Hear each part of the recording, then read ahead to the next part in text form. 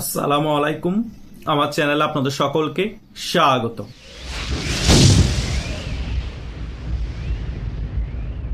আমার ইউটিউবের সাবস্ক্রাইবার অনেকেই 3-4 দিন ধরে একটা জিনিস জিজ্ঞেস করছে যে ভাইয়া, আওয়ামী লীগ তো ফেসবুকের মধ্যে বিপ্লব ঘটাচ্ছে।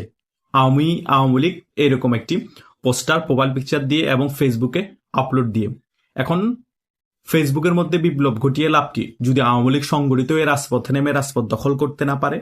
আপনি এই বিষয় নিয়ে একটি ভিডিও করুন, আমাদেরকে বিষয়টি ক্লিয়ার করুন। আদৌ কি আওয়ামী লীগ সংগঠিত হচ্ছে, নাকি ফেসবুকে এভাবেই কিছুদিন পর পর পোস্টার দিয়ে বিপ্লব ঘটাবে? আজকে তাদের উদ্দেশ্যে এই ভিডিওটি হবে। আশা করছি শেষ পর্যন্ত ভিডিওটি দেখবেন, সকল বিষয় ক্লিয়ার হয়ে যাবেন। প্রথমত আমাদের একটা জিনিস লক্ষ্য রাখতে হবে যে আওয়ামী লীগের কার্যক্রম এখন নিষিদ্ধ আছে।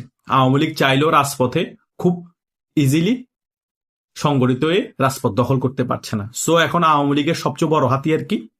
Social media. আওয়ামী লীগকে সোশ্যাল মিডিয়াতে এখন যুদ্ধ চালিয়ে যেতে হবে। সোশ্যাল মিডিয়াতে যুদ্ধ চালিয়ে যেতে যেতে সোশ্যাল মিডিয়াতে এইরকম বিপ্লব ঘটাতে ঘটাতে এক সময় সারা বাংলাদেশের জনগণ উজ্জীবিত হয়ে যাবে, আওয়ামী লীগের কর্মীরা উজ্জীবিত হয়ে যাবে, তারপরেই সংগঠিত হয়ে রাজপথে নেমে রাজপথ দখল করতে পারবে।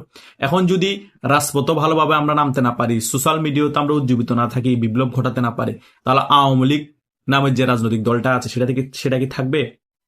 মানুষ অটোমেটিক্যালি ভাবে সেটাকে ভুলে যাবে। সো বাংলাদেশ আওয়ামী লীগ যে বাংলাদেশের মধ্যে কতটুকু জনপ্রিয় রাজনৈতিক দল এবং কত কোটি মানুষ বাংলাদেশ আওয়ামী লীগকে ভালোবাসে সেটা জানান দিতে হবে।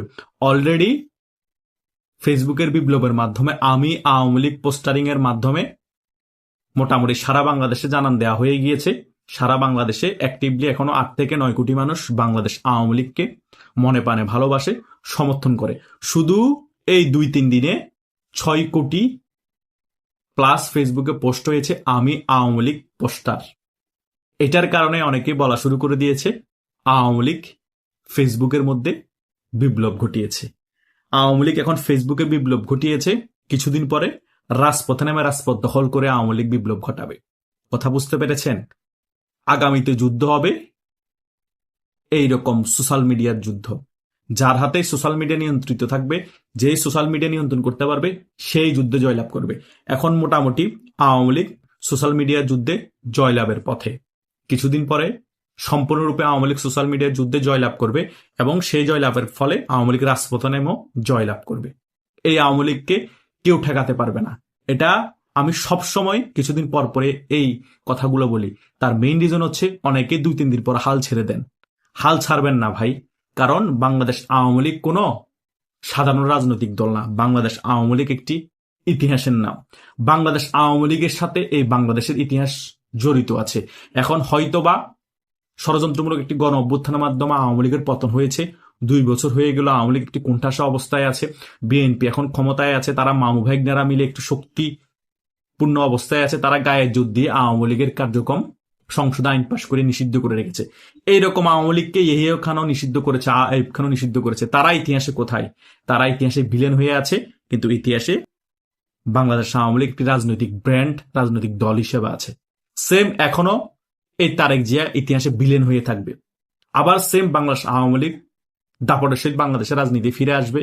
হয়তোবা শেখ হাসিনা বেঁচে থাকলে শেখ হাসিনা আবার প্রধানমন্ত্রী হবে, না হলে শেখ হাসিনার পুত্র সজীব ওয়াজেদ জয় প্রধানমন্ত্রী হবে, তা না হলে সাইমা ওয়াজেদ পুতুল প্রধানমন্ত্রী হবে। ইতিহাসে ওনারাই আবার হিরো হবে, এই তারেক জিয়া ভিলেনই থাকবে। কোন রাজনৈতিক দলকে গায়ের জোর দিয়ে নিষিদ্ধ করে তার আদর্শ ধ্বংস করা যায় না, তার জনপ্রিয়তা কমানো যায় না, বরং এইরকম সংসদ আইন পাশ করিয়ে নির্বাহী আদেশের মাধ্যমে রক্তনজের মতো নিষিদ্ধ করলে ওই রাজনৈতিক দলের জনপ্রিয়তা আরো বাড়ে।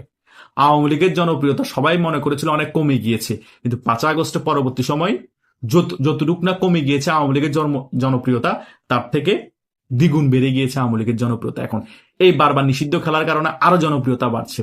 এখন বরং বিএনপির ভোট কমছে, বিএনপির কিছু ভোট জামাতের পক্ষে চলে যাচ্ছে, কিছু ভোট এখন আওয়ামী লীগের পক্ষে চলে এসেছে।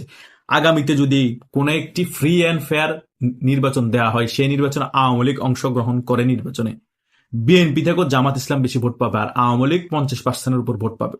200-র উপর আসন পেয়ে আওয়ামী লীগ আবার সরকার গঠন করবে। বিএনপি হয়তোবা 50 থেকে 55টা আসন পাবে, আর সবগুলো আসন জামাত এবং অন্যান্য স্বতন্ত্র প্রার্থীরা পাবে। এই অবস্থা হবে বাংলাদেশের মধ্যে। এটা একমাত্র বিএনপির ভুল রাজনীতির কারণে হবে। বিএনপির প্রতি জনগণের একটা সিম্পেথি ছিল। 20 বছর ক্ষমতার বাইরে আওয়ামী লীগের 16 বছর শাসন আমলে কিছু না কিছু হলো, দমন নিপীড়ন হয়েছে, জেল জুলুমও হয়েছে। সেই কারণে জনগণ মনে করেছিল আওয়ামী লীগ সরকারের পতন করেছে আমরা রাজপথে নেমে, যেভাবে হোক মেটিকুলাস ডিজাইন করে হোক, আমেরিকা সিএ টাকা ফান্ডিং এর মাধ্যমে হোক, রাজাকারের নাতিপুতিদের ষড়যন্ত্রমূলক ভাবে হয়েছে তো আওয়ামী লীগের পতন। তখন জনগণ মনে করেছিল আগামী নির্বাচনে যদি বিএনপি ক্ষমতায় আসে, বিএনপি দেশের মধ্যে গণতান্ত্রিক প্রক্রিয়া ফিরিয়ে আনবে, সকল মানুষকে রাজনীতি করার অধিকার দিবে, সমালোচনা করার অধিকার দিবে, দেশের মধ্যে গুম খুন হত্যার রাজত্ব বন্ধ করবে, দেশের মধ্যে দুর্নীতি বন্ধ করবে, চাঁদাবাজি বন্ধ করবে। এটা আশা রেখেছিল। যেভাবে করে 5 আগস্টের পরবর্তী সময় টোকাই সমন্বয়কদের কাছে আশা রেখেছিল জনগণ, সেটা একেবারে ধ্বংস করে দিয়েছে। টোকাই সমন্বয়করা গুম খুন হত্যা চাঁদাবাজি টাকা পাচার এই সকল বিষয় করে সেম বিএনপির উপরও যে আশাটা রেখেছিল জনগণ, এই বিএনপি 2 মাসের কাছাকাছি সময়ে শুরুতে সকল কিছু ধ্বংস করে দিচ্ছে। প্রথমত বিএনপির এক মন্ত্রী ক্ষমতার চেয়ারে বসে হয়ে শুরু করে দিয়েছে সমঝোতার ভিত্তিতে টাকা নিলে সেটা চাঁদাবাজি না। এবং দেশের মধ্যে পেট্রোলের ডিজেলের সংকট, বিএনপির অনেক মন্ত্রী বলছে দেশের মধ্যে কোনো ডিজেল পেট্রোলের সংকট নাই, আমাদের কাছে অনেক ডিজেল এবং পেট্রোল আছে। কিন্তু জনগণ পেট্রোল পাম্পে গিয়ে দেখেছে পেট্রোল পাম্প বন্ধ, ডিজেল এবং অকটেল না পেয়ে মানুষ মারামারি করছে একে অপরের সাথে। এই ধরনের বেফাস মন্তব্য ক্ষমতা আসার পরে বিএনপির মন্ত্রীরা করার ফলে তাদের অগ্রহণযোগ্যতা শুরু হয়ে গিয়েছে। সো এগুলা আমরা মোটামুটি এই 2 মাসে দেখতে পেয়েছি। তার থেকে সবচেয়ে বড় ভয়াবহ সিদ্ধান্ত নিয়েছে সংসদে আওয়ামী লীগের কার্যক্রম নিষিদ্ধের আইন পাশ করে। এর ফলে এই গত একদিন আগে 101 জন সাংবাদিক বিবৃতি দিয়েছে, এটা ঠিক হয়নি। সাধারণ জনগণের আপনারা প্রতিক্রিয়া দেখেন, সাংবাদিকরা দেখাচ্ছে বিভিন্ন মিডিয়ায়, ও বিএনপির অনেক সমর্থকও বলতেছে, আমি বিএনপি করেও বলতেছি আওয়ামী লীগকে নিষিদ্ধ করা ঠিক হয়নি। আওয়ামী লীগ 100% বাংলাদেশে আবার রাজনীতিতে ফিরে আসবে।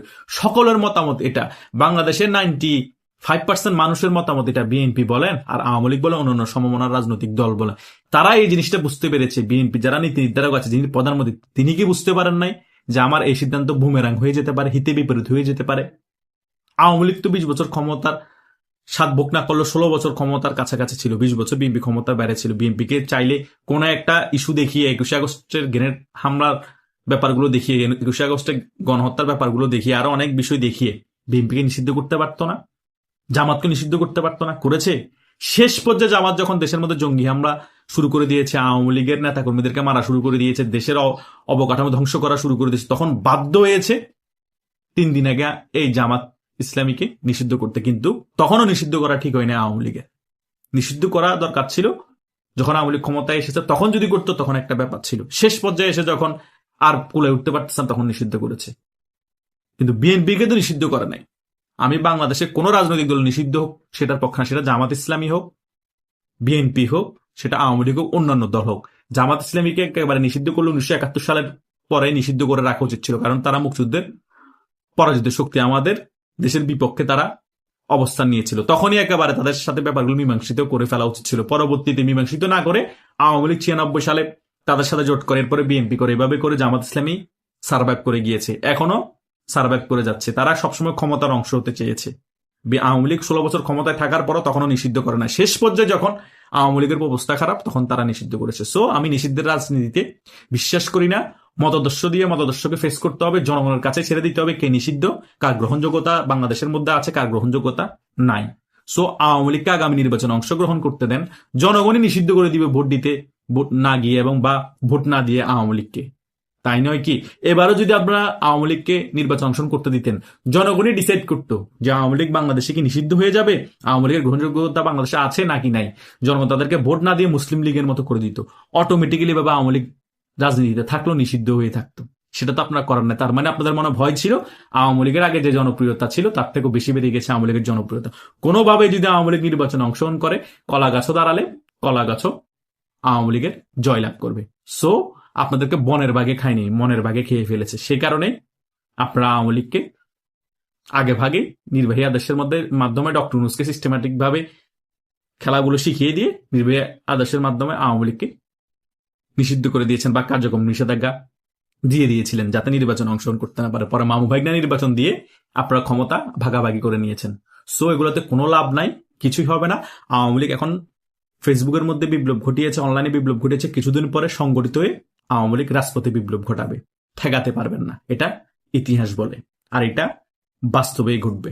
আপনারা খুব শীঘ্রই সেটা দেখতে পাবেন। আশা করছি আপনারা সকল বিষয় বুঝতে পেরেছেন।